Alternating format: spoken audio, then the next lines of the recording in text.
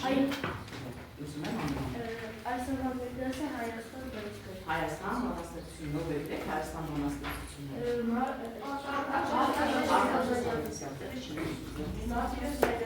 Գրիված է, հա, շատ հարից ինչ է հանձնարարված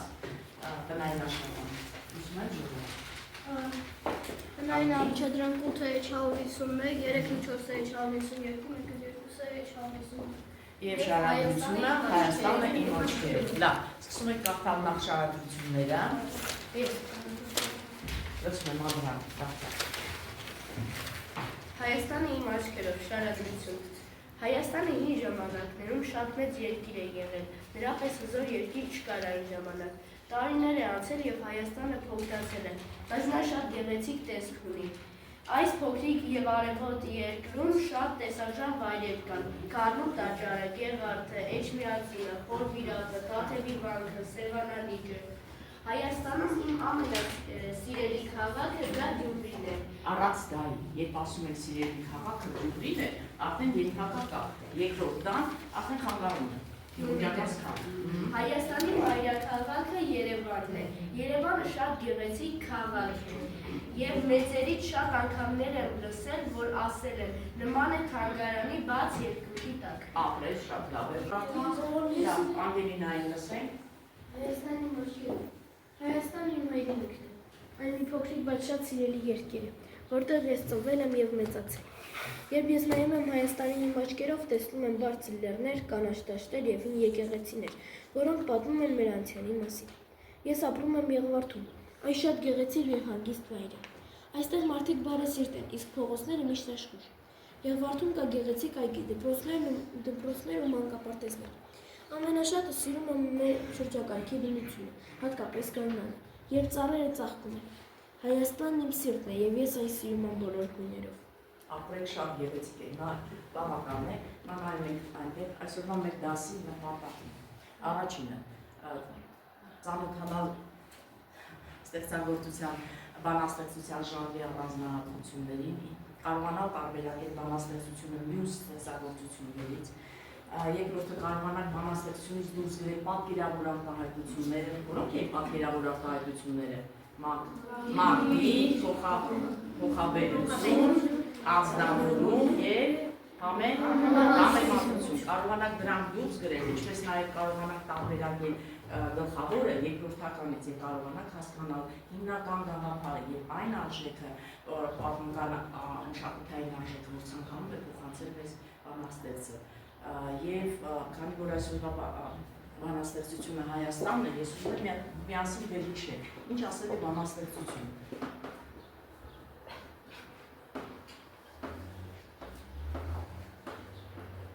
Ինչ առանձնահատկություններ ունի բանաստեղծությունը։ Առաջինը, որն է։ Չափածո է։ Կարող ասենք փոքրածավալ։ Իհարկե կարող ենք ասել փոքրածավալ, հանգավորումներով, ապրեք, հանգավորված, ուրիշ ինչ առանձնահատկություն ունի բանաստեղծությունը, ով է հեղինակը։ Մի հոգի է, իսկ ովքեր ասենք ժողովուրդն է ստեղծում, դա ոչ ստեղծագործություն։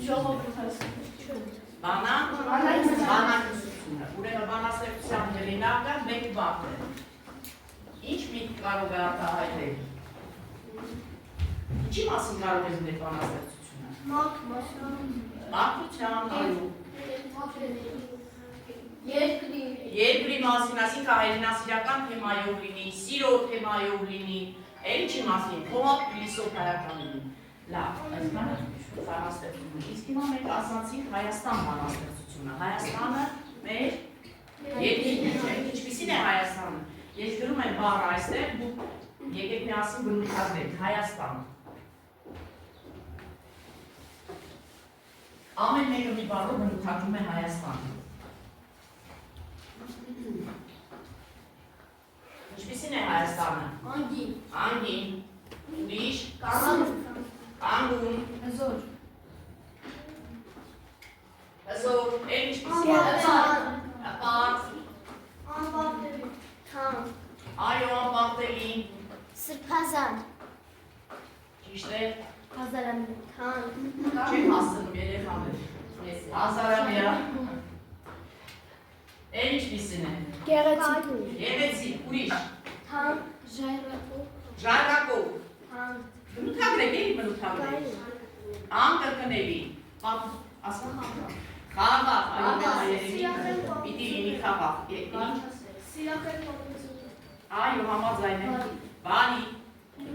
Հյուրընկալ, այո, ամենակարևորան հատկանիշները այ ժողովրդի հյուրընկալ լինելն։ Լավ, այսքան խոսեցինք Հայաստան, հայրենիքից, ինչ է հայրենիքը, կարող եք միասին բացահայտել հայրենիք հասկացությունը։ Մեր հողը, մեր տունը։ Ես դուրում եմ հայրենիք, և գործենք միասին բացահայտել։ Հայրենիքն ինչ է։ Հող։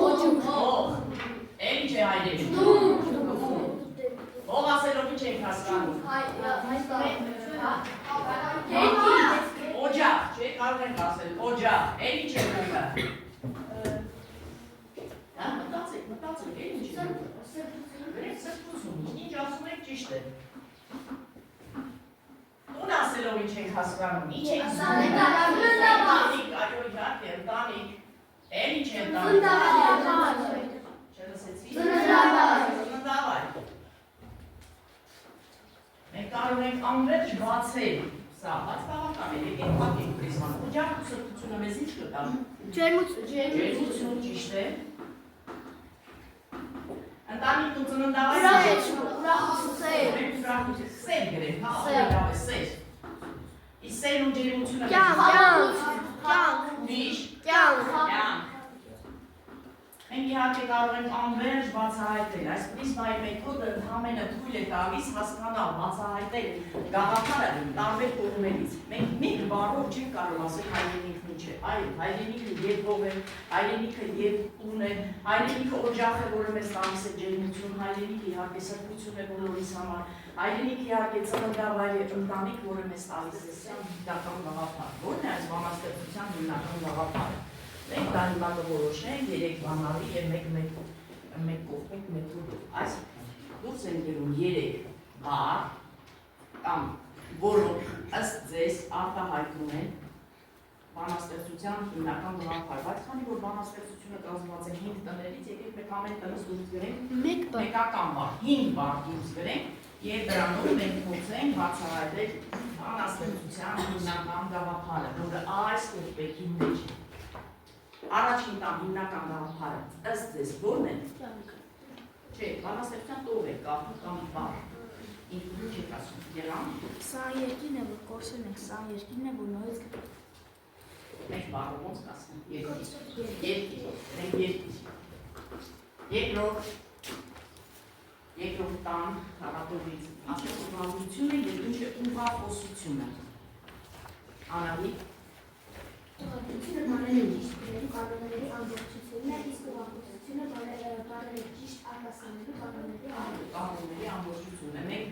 կանցել ենք ձայնահունների ուղղագրությունը և մենք անցած ժամին ուսումնասիրեցինք բաղաձայնների ուղղագրությունը և մասնավորապես ԲՊՓ-ի ուղղագրություն։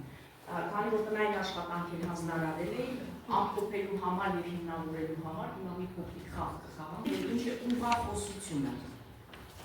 Անահիտ։ Ուղղությունը բառերի ճիշտ գրելու կանոնների ամբողջությունն է, իսկ ուղղախոսությունը բառերի ճիշտ արտասանելու կանոնների ամբողջությունն է։ Մենք կանցել ենք ձայնահունների ուղղագրությունը և մենք անցած ժամին ուսումնասիրեցինք բաղաձայնների ուղղագրությունը և մասնավորապես ԲՊՓ-ի ուղղագրություն։ Քանի որ տնային աշխատանքեր հանձնարարել էին, ամփոփելու համար և հիմնավորելու համար հիմա մի փոքրիկ խաղ կխաղանք, տեսնենք ինչքանով է յուրացրել դասը։ Նայեք, learning games-ով այստեղ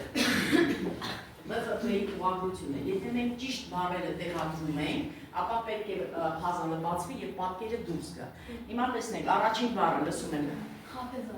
Այսինքն։ Երկրորդ բառը խաբեբա։ Այո, խաբեբա։ Բերենք գրում, պիտի վերացնենք։ Ես կարող եմ հաջորդ բառը աղբյուր։ աղբյուր, այսինքն բ։ Ճամփորդ բառը ինչպես է գրում Անգելինա։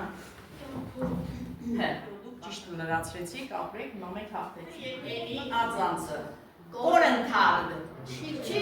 Ապրես չի գրվում, կորընթարդ։